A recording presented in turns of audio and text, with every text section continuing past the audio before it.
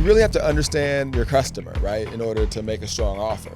These platforms are massive. You don't technically have to be on them all. But again, lead generation, in my opinion, comes down to the end result of the offer, and does it produce a situation where the person is getting what they want fast.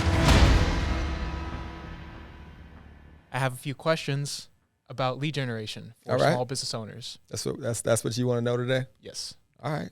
What are some tips you can give to a small business owner that wants to learn how to generate more leads for their business? There's several ways. They could streak down the street. Woo! Woo! We're streaking! I mean, that grabs attention. They could definitely do that. Not in the right way. I think that there's really three basic things. Number one, they need to really be clear and define their target market. Know who they're talking to, really understand their customer. Number two, they want to focus on depth. Figure out what platform they're marketing on and go deep. I think a lot of people go way too wide and they spread themselves way too thin. And then I think number three is really coming up with a strong offer. Their offer, if they have a great offer, then one, that's going to spread. It's going to allow them to generate quality leads and really put their emphasis on those three things. You talked about defining your target audience. Can you dive a little bit more deeper on what you mean about that? You really have to understand your customer, right, in order to make a strong offer. I think the people that understand their customers the most are the ones that generate, the highest caliber lead, because the customer on the other end, they're like, that person knows me, they understand my problems, right? Number one is not focusing on trying to be everything to everyone. You want to focus on trying to be everything to someone. I see this a lot with businesses that I consult. I'll say, who's your customer? And they'll just say like entrepreneurs, right? That's like a really broad thing, right? If they can narrow it down, they could be everything to web developers, right? Then, they'd be way more profitable.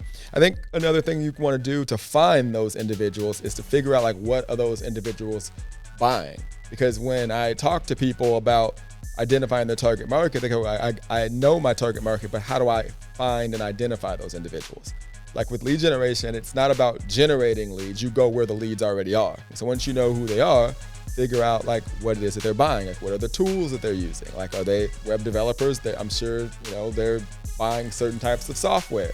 Like how can you run ads targeting people that use that type of software and be in front of them? So think a little bit differently, like what is it that they're buying? And I would say the last thing is like, what is it like that they actually want? Have you ever heard like when people say when someone is buying a drill, what they really want is the hole?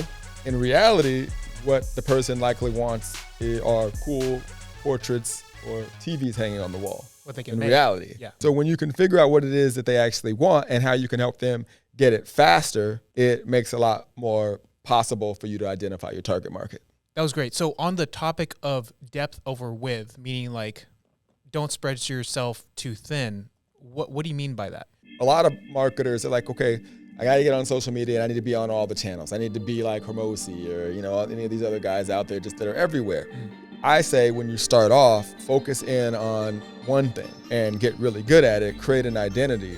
These platforms are massive. You don't technically have to be on them all. I remember I was when we went to the fight, when we went to see Logan fight. That's right. Yeah. There were all these TikTokers there. I had no idea who they were. They dominated TikTok, and perception was reality that they were the influencer, they were the go-to person on that platform. So I think a lot of people go wrong because they're focused in on so many different platforms that the perception of them is just like they're not really good at anything. Be the person on that one platform, and then as you get going, you can kind of figure out a way to be on more. I think another thing that you can do is like when you identify what your like perception is that you want it to be. Like for me, I want to be known as someone that can help a business not only generate more leads, but generate the highest caliber lead at the lowest cost. But when you don't have a clear identity, you can fall into where I actually fell into by accident when I did that post that went viral on Instagram. I did a post about Uber, right? I was talking to this Uber driver and I asked him how much money he could make.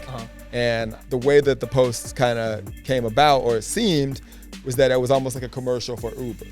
Yeah. Instead of tying it to marketing. So had I tied it back to marketing at the end instead of just ending it where it felt like an Uber commercial where I was basically saying you could, Uber drivers can make 20 grand or whatever it was a month. Right. I should have said this is an example of how a person that works hard, is committed, figured out a great market to drive in, focused in on, Uber Black, and, went to a location that was, going to get people that would spend money and go further distance. This guy was able to make $20,000 to $30,000 a month. It's not what you do, it's how you do it, right? If I would have just said that at the end, I wouldn't have ruined the algorithm. Because what happened was I didn't do that.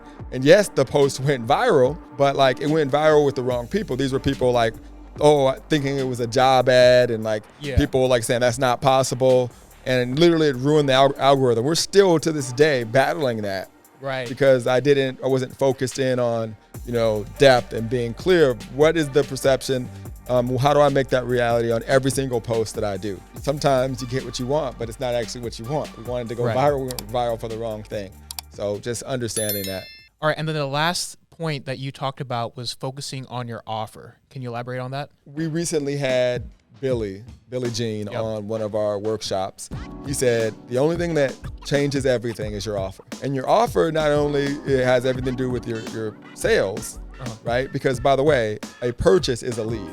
Jeff Bezos is the richest person in the world because he has the biggest buyers list. Some people don't think of a lead as a buyer. If you want to make more money, you need to sell more to your existing customers.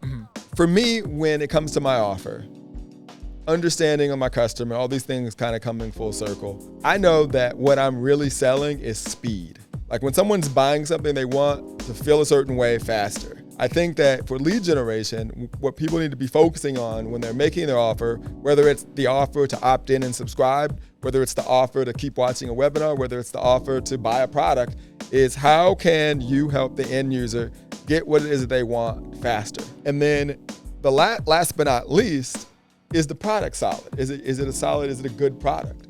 If the product is great, right? If they're getting what they want faster, and then they get in there and it's a great product, then they're going to tell other people. What happens a lot of times is people in their mind, they make lead generation the definition that they want it to be, meaning it's just an opt-in subscriber. And I just talked about it's the buyer, it's the offer, it's the speed of the offer. It's if the product is good, they're going to tell more people about it, which is going to drive more leads for you. Again, lead generation, in my opinion, comes down to the end result of the offer. And does it produce a situation where the person is getting what they want fast? And the last thing I wanted to mention just about making a strong offer is your customer has to win. So for example, the customer should feel like they gave you $100 and you gave them $1,000. Yeah, that makes sense. And it was funny, like when I launched my app company years ago, my first company, when we launched it bombed. And then we changed the offer, and the offer, to be honest, was better for us, but it felt more like a win for the client because it was a lower barrier of entry for them to get in, but it paid us much more recurring on the back end. Whereas we had it flipped. The first offer that didn't sell well was actually better for them, but it felt worse to them. I see. It's the perception. Right. Okay. Exactly. That makes sense. All right. So this is great. This is great. But for a newbie, someone that's just starting out, a business owner, they're fresh to this. Can you give just a simple example to kind of hit this home? I'll share with you a story. So I heard this story, and I really wish I remember who told me the story, where I heard it first. There was this company, right, that ran a newspaper. And if you're familiar with newspaper industry, it's not as powerful as it used to be. I mean, when's the last time you've seen the paper man ride his bike down the street? Phone right here. Right, exactly. Yeah. So it's gone. This newspaper company ended up blowing up in this small town. So basically what they started doing was they started interviewing everybody in the town. In the paper, they didn't really focus on the news. They were just focusing on really cool things that were happening in the community. And then what ended up happening was that everybody in that community started wanting this paper. Why? Because they wanted to see what was going on. They're nosy, nosy neighbor, naturally, right? Yeah. What was happening in their community, and also they wanted to be featured.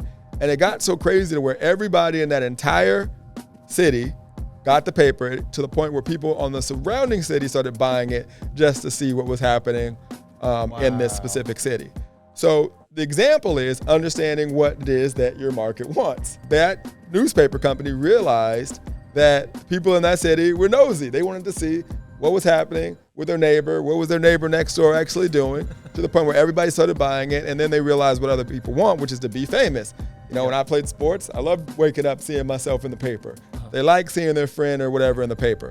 So if you think this way, right? How can you create these communities? How can you create engagement? That's all social media is. It's engagement. Think of that post as a newspaper thread, and everybody's chopping it up, messaging in the comments. People are seeing what's going on. It's the same concept. This company took a newspaper business and blew it up by simply figuring out what it is that their customer wants. Wow. And that really like hits that one point you're talking about. Instead of them just spraying themselves, everywhere. Right. They really dove deep into the community. Absolutely. And just strengthened that relationship. Absolutely. With everyone else. And I'll give someone another practical tip that I could do. I remember back when I first started running ads online, we would run like campaigns on Facebook. Basically, it's a campaign to get people to like your page. I made sure that I was very specific. I'd run a video ad to a like campaign, and I would explain what they were going to get on my page. And back then, we were posting each and every day. And I had a very simple strategy. I was getting likes, and I would literally give away a free course to everybody that liked my page. We were getting literally dollar purchases just by simply focusing in on the fans that liked our page. That strategy, I'm 100% sure would still work today. So I'm gonna make sure I get back to doing it. But again, just focusing in on who's paying attention.